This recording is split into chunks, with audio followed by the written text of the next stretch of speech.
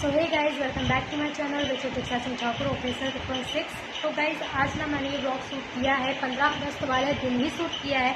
इसका main motive ये था क्योंकि पहले तो फर्स्ट ऑफ ऑल आप सभी को हैप्पी इंडिपेंडेंस डे। ठीक, तो हमारा देश ना स्वतंत्र हो चुका है, स्वतंत्र होकर भी स्वतंत्र नहीं है।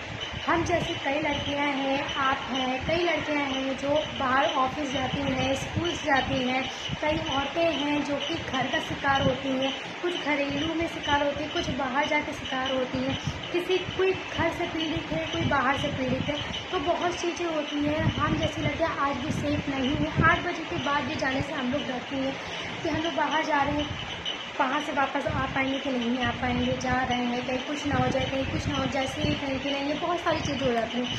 तो आज इन सब चीज़ों से रिलेटेड आज मैंने ये तो गाइस कलकत्ता में ना एक केस हो गया है, जैसे निर्भया के साथ में हुआ था वैसे ही इस लड़की के साथ में हुआ है। तो इसको ना निर्भया 2 बताया जा रहा है, क्योंकि ये लड़की एक नामी ट्रेनी डॉक्टर थी जो कि RGR मेडिकल कॉलेज हॉस्पिटल में वर्क करती थी, ड्यूटी करती थी।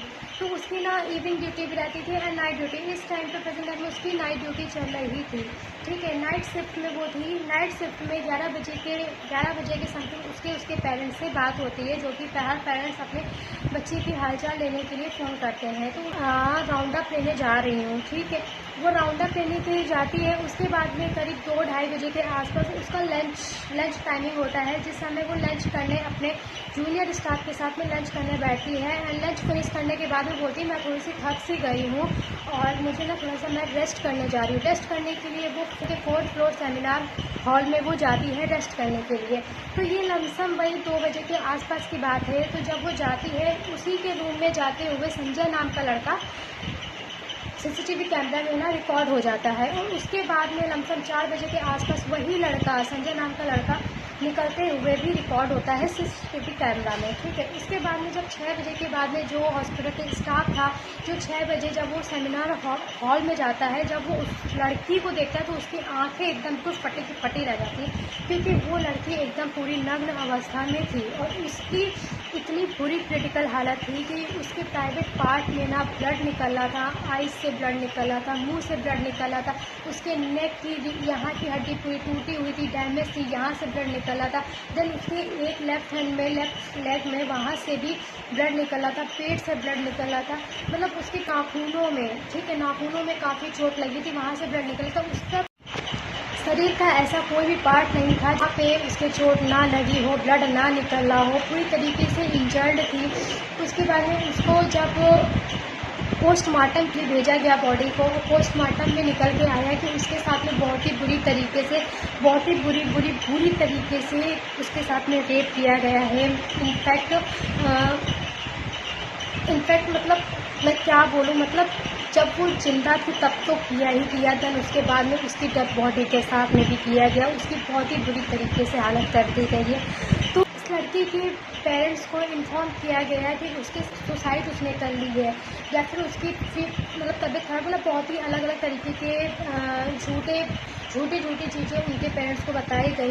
जब वो हॉस्पिटल पहुंचे कि अरे अचानक से मेरी लड़की के साथ में ऐसा क्या हो गया, क्योंकि उनको कुछ नहीं पता था कि अचानक से उसके साथ में ऐसा हुआ क्या, वो कुछ नहीं समझ पा रहे थे। तो जैसे ही वो हॉस्पिटल पहुंचे तो पहले तो पिछले 3 घंटे से वो बैठे रहे, 3 घंटे से उनकी लड़की की बॉडी नहीं दिखाई गई। जब उनकी लड़की की 3 घंटे बाद बॉडी दिखाई गई तो वो पूरी नग्न अवस्था में, तो वो समझ ही नहीं पाई कि ये क्या हुआ है।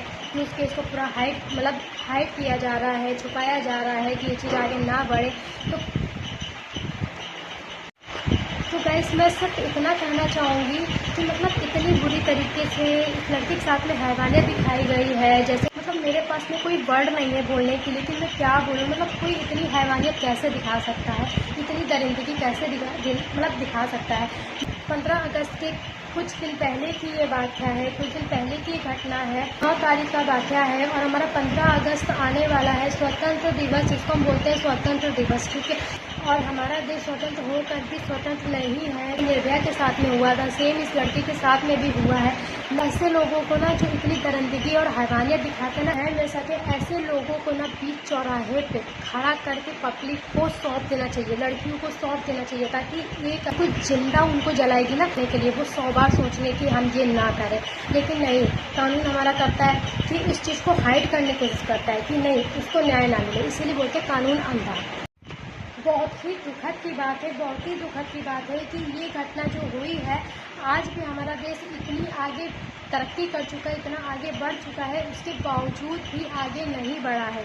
ठीक है, इतने लोगों की जो चीप मेंटालिटी होती है, चीप मेंटल थिंकिंग होती है, जब लोगों की सोच ही नहीं अच्छी है, इतनी देश आगे के बढ़ने के बावजूद आपकी मेंटालिटी ना वहीं की वहीं रुक रही है। ठीक है, देश तो आगे बढ़ गया, तरक्की भी आगे कर चुका है, लेकिन आप अपनी सोच को बदलिए। जब तक आप सोच नहीं बदलेंगे, आपकी वो चीप मेंटालिटी वही रहेगी, तब तक कुछ नहीं हो सकता। आप नारे लगा लेते हैं बेटी बचाओ बेटी पढ़ाओ, बेटी बचाओ बेटी पढ़ाओ, मगर जब तक आप अपनी थिंकिंग नहीं चेंज करेंगे, जब तक अपनी मेंटालिटी वही की वही रखेंगे ना, तब तक कुछ नहीं हो सकता। ना बेटी बच सकती है, ना बेटी पढ़ सकती है। तो इसलिए पहले तो आप अपनी, प्लीज़ मेरी आपसे रिक्वेस्ट है, इस सोच को बदलिए। देश बढ़ गया, अपनी सोच को भी आगे बढ़ाइए, सोच को अच्छी रखिए, तो कुछ भी नहीं होगा। तब ये लाइन अच्छी लगेगी कि बेटी बचाओ बेटी पढ़ाओ, तब बेटियां बचेंगी भी और बेटियां पढ़ेंगी भी, आगे तरक्की भी करेंगी। तो जगह जगह कैंडल लोग जला रहे हैं, और तो प्लीज़ मेरी ज़्यादा से ज़्यादा रिक्वेस्ट है कि आप, और मैं चाहती हूँ कि इस वीडियो से ज़्यादा लोग इस वीडियो को बनाएं, इस वीडियो को शेयर करें, ताकि उस लड़की को न्याय मिल सके। मेरे पास कोई शब्द नहीं है, प्लीज़ उस लड़की को न्याय दिलाइए, ज़्यादा से ज़्यादा वीडियो शेयर करिए। तब तक के लिए धन्यवाद। जय हिंद, जय भारत।